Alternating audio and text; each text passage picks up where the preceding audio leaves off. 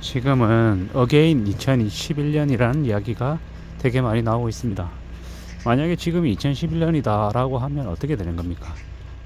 11, 12, 13, 14, 15 이제 하우스 푸어들이 되게 많아지면서 집값이 떨어지고 이제 대출 받은 사람들이 일부 원금 상환 요구를 받고 이제 할인 분양이 점점 늘어나고 사람들이 집을 안 사려고 하는 그런 시기, 이제 되게 부동산 시장 관련해서는 되게 혼돈의 시간들이 이제 시작되는 거죠.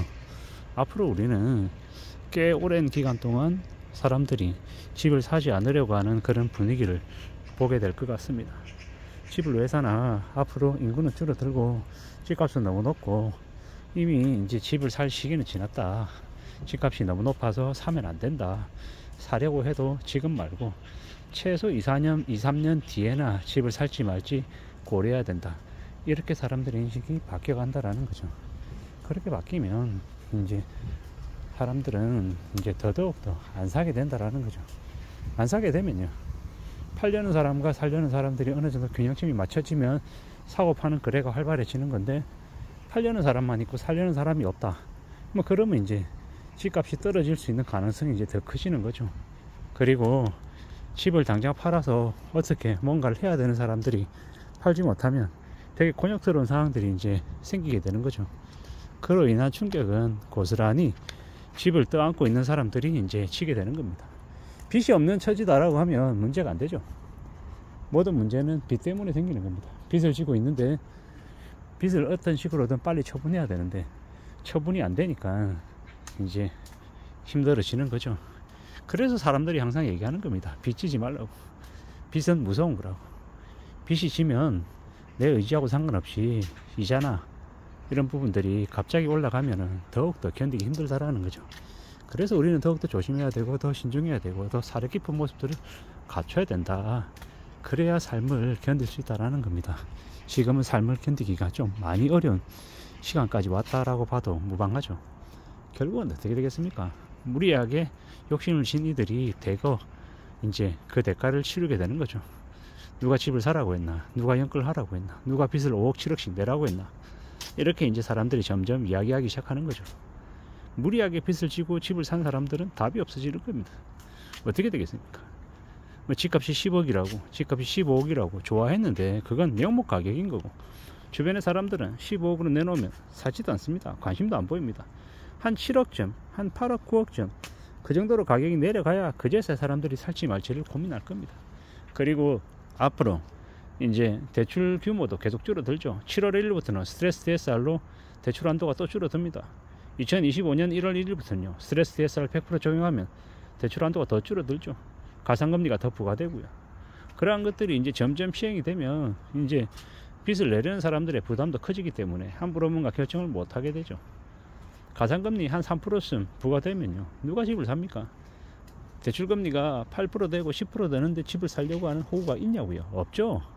대출금리 8% 10% 되는데 집 살려고 하는 호구가 더 이상 없기 때문에 더 이상 집값이 올라가기 어렵다라는 겁니다. 아무리 언론사나 아무리 전문가라고 교수라고 하는 놈들이 나와서 아무리 떠들어댄들 지금 집을 살려고 하는 사람은 없다라는 겁니다. 그게 이제 앞으로의 모습입니다. 집을 살려고 마음을 먹으려고 해도 어느 정도 가능한 범위여야 집을 살지 말지 고민하는데, 너무 높게 가격을 책정해놔서 사람들이 아예 그냥 엄두를 못 낸다라는 겁니다. 그게 문제입니다. 그게 참 앞으로 우리가 살아가는 삶이 이제 더욱더 이제 먹고 사는 문제로 아마 집중이 될 텐데, 먹고 사는 문제조차도 지금 뒤흔들리려고 합니다. 윤석열 정부의 지지율이 낮은 이유가 뭡니까? 먹고 사는 게 해결이 안 되니까 지지율이 낮은 겁니다. 그렇게 심하게 지지율이 낮으니 이제 답이 없다라는 겁니다. 참 앞으로 더 우려하면 이제 지켜봐야 되는 거죠. 너무 심하다라는 겁니다. 물가가 고공행진하고 있고 금리가 저렇게 높고 뭔가 눈에 보이는 나아지는 점이 없는데도 윤석열 대통령이라고 하는 작자는 술 처먹고 싸돌아다니고 하니까 사람들의 원성이 더 심해지는 겁니다. 국민의힘이라고 하는 여당도 마찬가지죠. 전부 다 이제 윤석열과 김건희 지키기에 앞장서니까 사람들이 더 짜증을 내는 겁니다. 대통령 부인 지키는 게 중요한 게 아니고 서민들의 삶을 지키는 게 더 중요한 거다, 야 이 멍청한 놈들아 라고 이제 얘기하는 겁니다. 참 어처구니 없고 참 황당하고 참 이제 우려스러운 거죠. 앞으로 얼마나 많은 이제 놀라운 일들이 벌어질까요?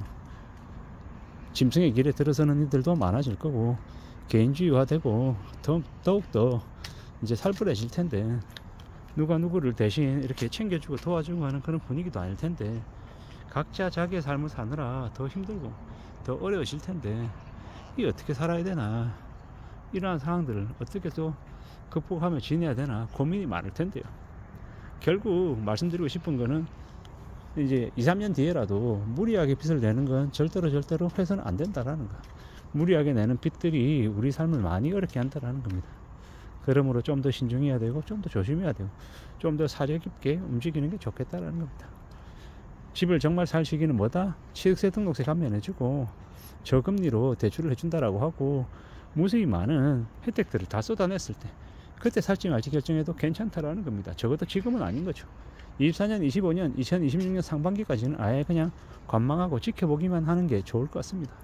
살지 말지를 고민하는 걸 빨라도 2026년 하반기나 돼서 보면 좋을 것 같습니다. 그러면 어게인 2011년이라고 했으니까 언제입니까? 2013년 한 하반기 정도 하고 비슷하다라는 거죠. 2013년 하반기, 그리고 14년, 15년 요 정도 말입니다. 16년 넘어가면 또 분위기도 달라지는 거고, 2026년 하반기, 27년, 28년 요 정도 시기에 집을 살지 말지 보는 게 대략 좋을 것 같습니다. 물론 그것도 그때 돼봐야 아는 거고, 지금 추정할 때 그렇다라는 겁니다. 확실한 거는 지금은 집을 살 시기가 아니다. 무리하게 빚내 가지고 지금의 집값을 샀다가는 큰일 난다라는 겁니다. 그러한 것들을 인정하고 살아가야 될 것 같습니다. 우리네 삶이 앞으로 더 힘들어지고 더 빡빡해지고 더 막막해질 수 있다는 걸 인정하고 살아가야 되는 거죠. 받아들여야 되는 거죠. 너무 세상을 쉽고 만만하게 자기 뜻대로 세상이 흘러갈 거라고 생각하고 살면 안 됩니다. 어쨌든 생각한 것과 다르게 움직일 수 있는 변수가 있음을 인정하고, 그럴 때는 어떻게 할 건데 라고 대응하며 살아가야 될 것 같습니다. 그게 제일 필요한 것 같다라고 말씀을 드립니다. 누가 뭐라 해도 우리가 살아가는 삶은 현실입니다. 해도 그만, 안 해도 그만, 돼도 그만, 안 돼도 그만이 아니라는 거죠. 정말로 신중하게 판단하고 자신의 판단에 소신을 가지고 기다릴 줄 알아야 되고, 두고 봐야 되고, 지켜봐야 되는 것 같습니다. 있어도 그만, 없어도 그만이 아닌 겁니다. 돈은 우리의 목숨줄이고 우리의 생명줄이고 우리가 살아가는 데 있어서 꼭 필요한 재화입니다. 그러므로 더욱더 신중하게, 더 조심하며 돈을 생각해야 되겠습니다. 가족들을 위해서 쓰는 것 외에 나머지 모든 것들은 다 사치고 가소비입니다. 그렇게 생각하고 사는 게 좋을 것 같다라고 말씀드립니다. 이 험난한 세상을 살아가는데 우리 주변 상황이 어떻게 흘러가는지 점은 잘 파악하고 움직이는 게 좋겠습니다. 이상입니다.